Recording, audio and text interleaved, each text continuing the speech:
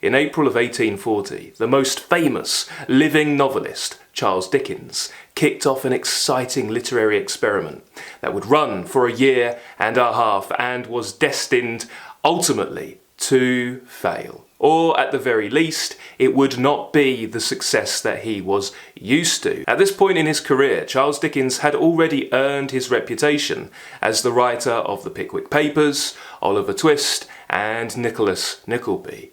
But Charles Dickens wanted to do something a little bit different. Dickens was an endless experimenter. He had a very intimate connection with his audience, and he was always trying new things out. And those first works came out in serial form from month to month. And the new thing that Charles Dickens wanted to try was a weekly serial. And the experiment would give life to the old Curiosity Shop and Barnaby Rudge. This new literary offering was called Master Humphrey's Clock, and the character of Master Humphrey is an old man who meets with his circle of friends, one of his friends being Mr. Pickwick, and they exchange manuscripts. They tell each other stories, essentially. So it's a framed narrative. Contemporary lovers of Charles Dickens would keenly anticipate the latest literary offering, wrapped in those iconic, green, beautifully illustrated covers. They would anticipate the latest instalment from month to month, and in the interim, they would discuss with one another what was going to happen next. They would talk about the characters as though they knew them personally, as real people. And when you got your hands on the latest instalment of the Pickwick Papers or Oliver Twist, you would rush home with great excitement and you would read it aloud. You'd read it aloud to your family. Perhaps you would divvy up the roles and give life to all the different characters in a way that Charles Dickens himself was very keen to do. His speaking tours were notorious, and Charles Dickens would rush about the stage, elevating his heart rate dangerously high. This would prove to be a problem later on in life, and we think was a large reason towards his leaving us with an incomplete work. That's The Mystery of Edwin Drood. But when he rushed about the stage, the audience would hang on his every word, because every single character had their own distinct and highly individualized voice. So it really was a spectacle to behold, and so readers would really anticipate the latest instalment, and waiting a month between instalments seemed to be the sweet spot for Dickens's readership. So when it came to Master Humphrey's Clock, which came out on a weekly basis, perhaps the pace was too much. But despite it not being the commercial success that the great novelist had become accustomed to, there still was a very strong readership that fervently awaited the latest instalment. There are stories of readers in Victorian England bustling and jostling up against one another, waiting for the latest instalment of the old Curiosity Shop to arrive at the dock. And they would jostle one another so violently that many people even fell into the water and drowned. Although the weekly serial format may have not worked for many readers back then, I find myself, almost 2 centuries after Dickens brought out this literary experiment, I find myself really thoroughly enamored with it. And I am now following along, following the story, following Master Humphrey's Clock and the old Curiosity Shop and Barnaby Rudge according to the original serial publication dates, and I am having such a joyful time. Indeed, as you perhaps already know, I'm a huge fan of serial reading. I really think that some of the most rewarding reading experiences afforded to us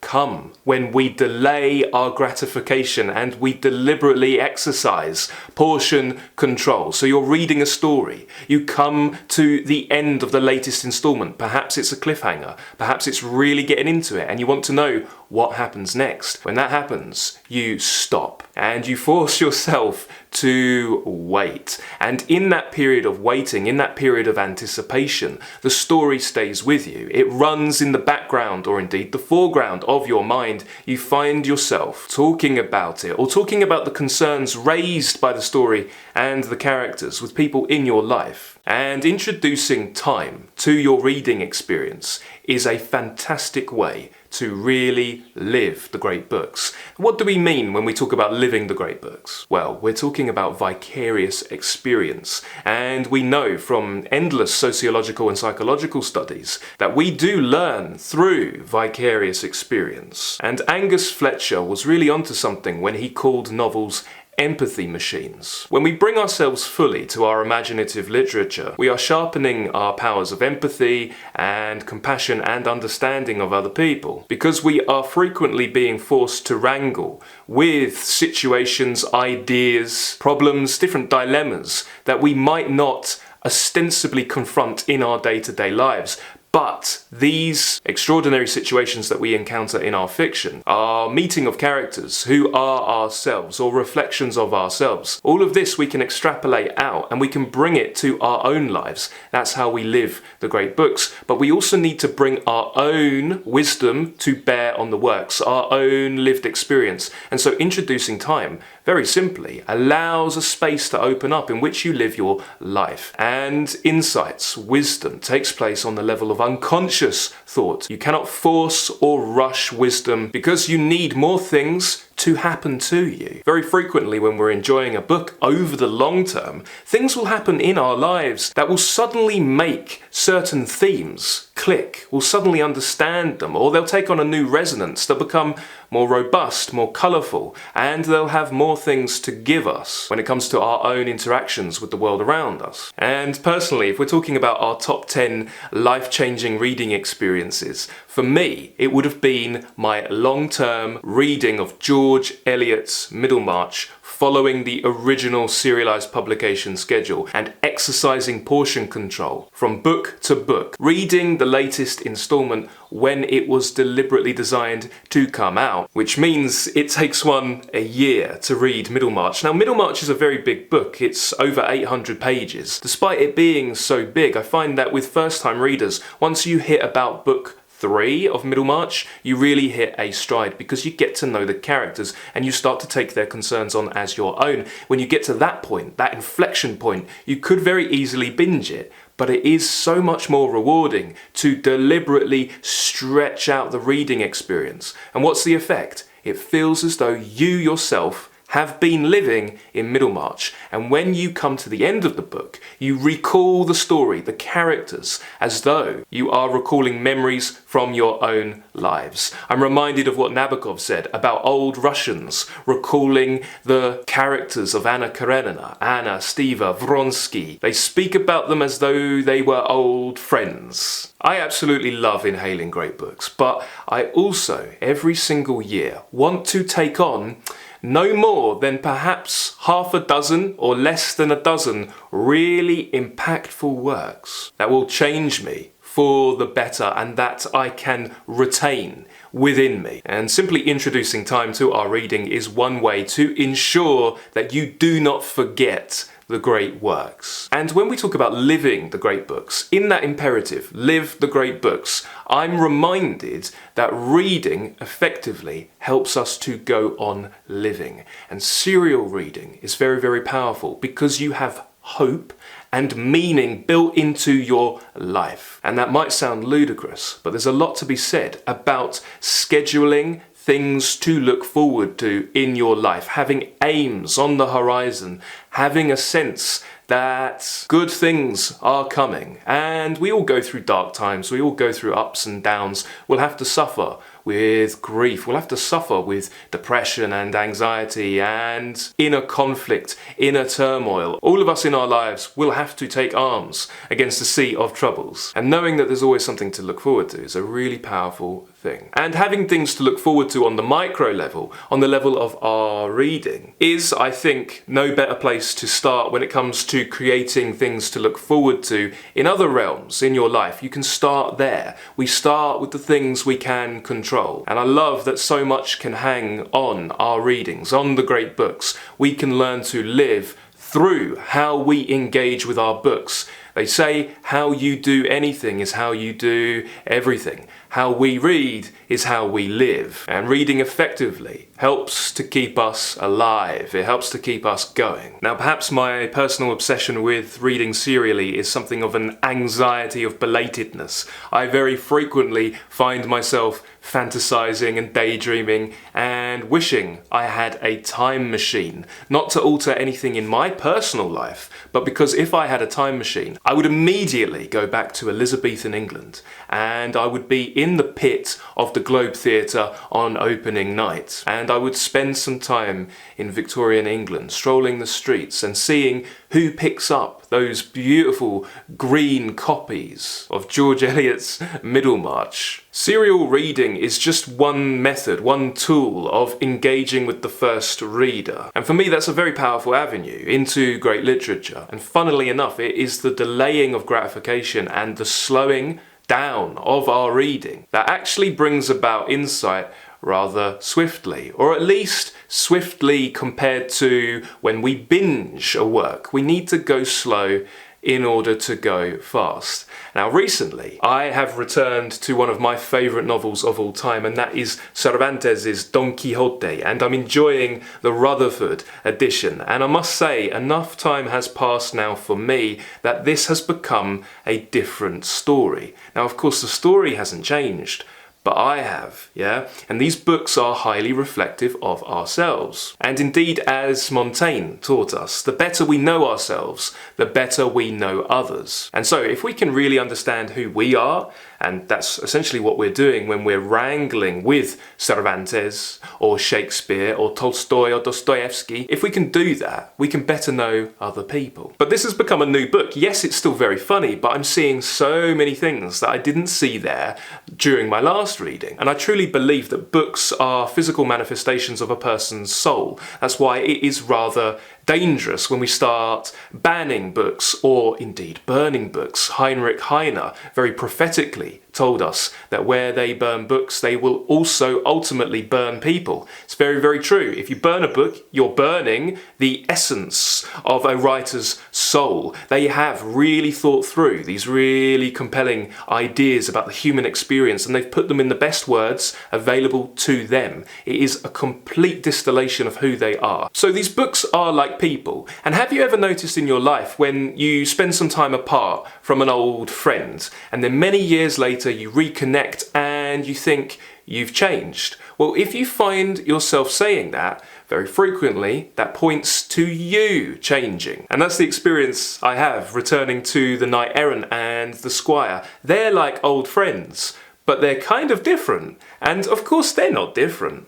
I've changed. And so Cervantes continues to teach things about me, things that I can take through the stages of my life. And so these books become our companions. And I am all too aware that I will have to adhere to my own advice when I get to the second part of Don Quixote. I have advised readers when they get to part 2 to take a symbolic pause, because indeed, when Cervantes first wrote this book, there was a 10-year gap between parts 1 and 2. It was only really a fake part 2 from one known as Avellaneda, who essentially forced Cervantes' hand in order to bring out a genuine version. And so there's a decade-long gap between parts 1 and 2, and we cheat ourselves of what the reading experience would have really been like by simply turning the page and going immediately onto that second part. We should designate a period of time to stand in symbolically for that decade-long gap. Now, it doesn't have to be 10 years,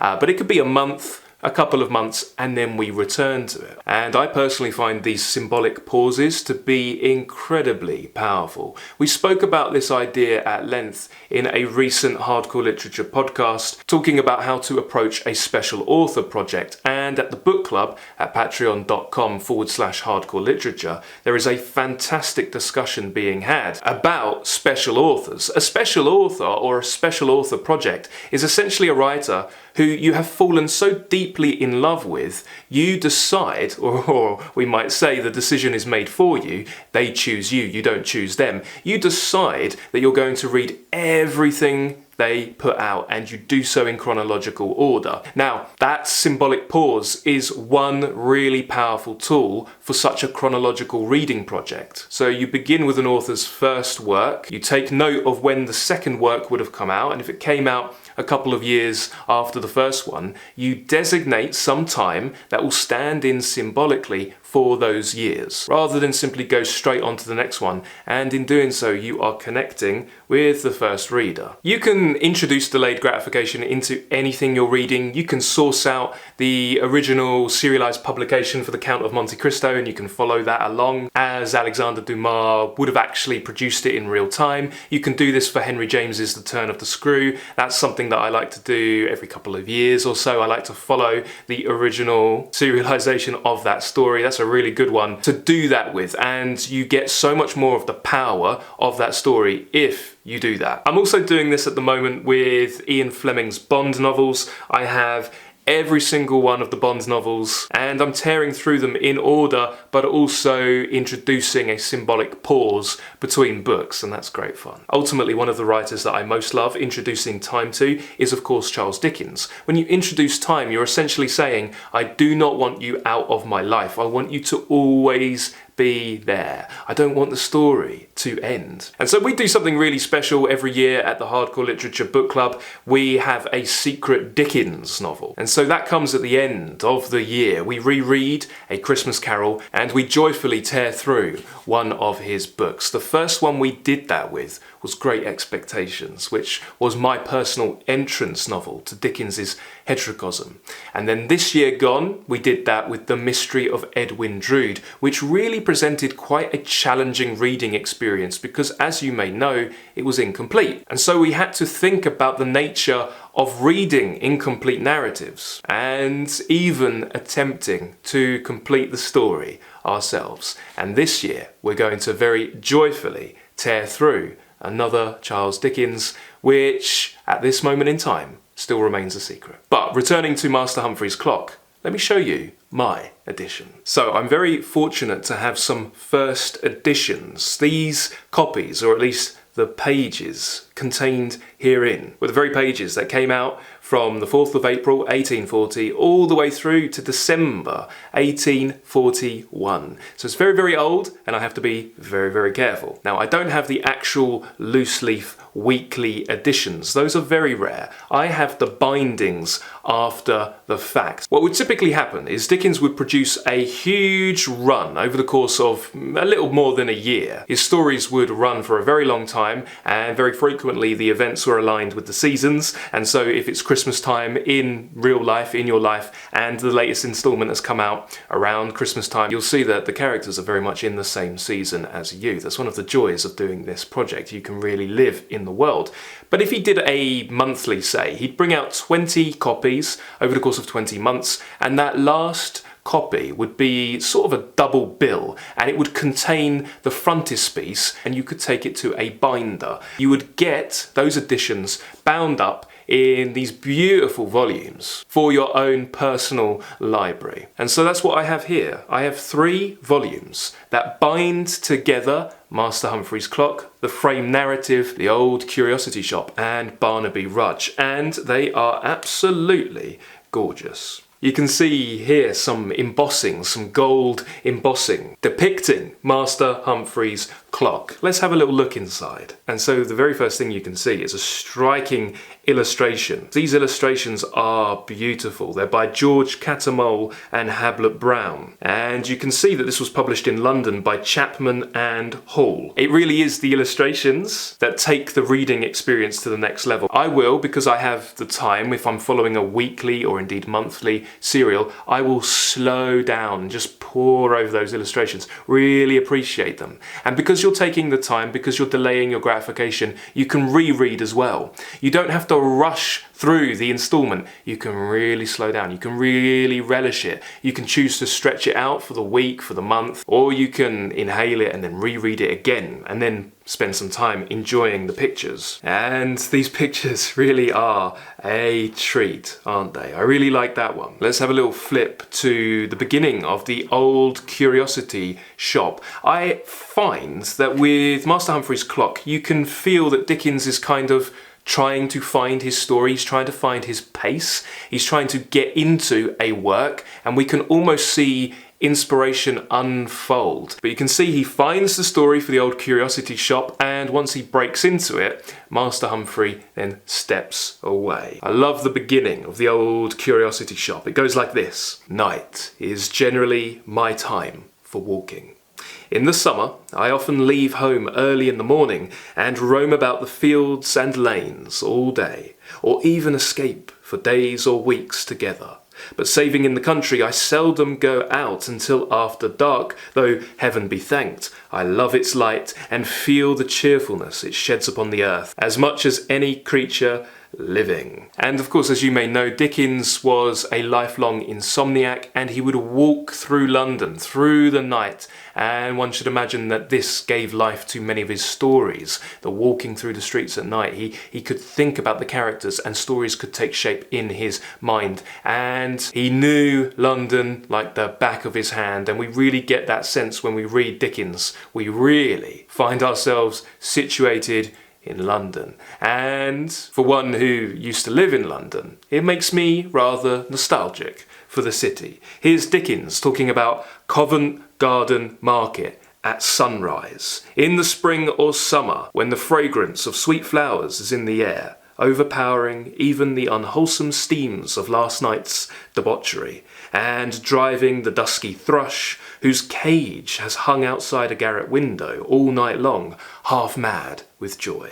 Poor bird, the only neighbouring thing at all akin to the other little captives, some of whom, shrinking from the hot hands of drunken purchasers, lie drooping on the path already, while others, soddened by close contact, await the time when they shall be watered and freshened up to please more sober company, and make old clerks who pass them on their road to business wonder what has filled their breasts with visions of the country. So I'm joyfully reading through Master Humphrey's Clock, The Old Curiosity Shop, and Barnaby Rudge, and I'm taking great delight in this reading experience. But I would love to know, have you read a book serially, in serial fashion? Have you delayed your gratification? Have you introduced time to your reading experience? If so, what was the book? And how did you find the experience?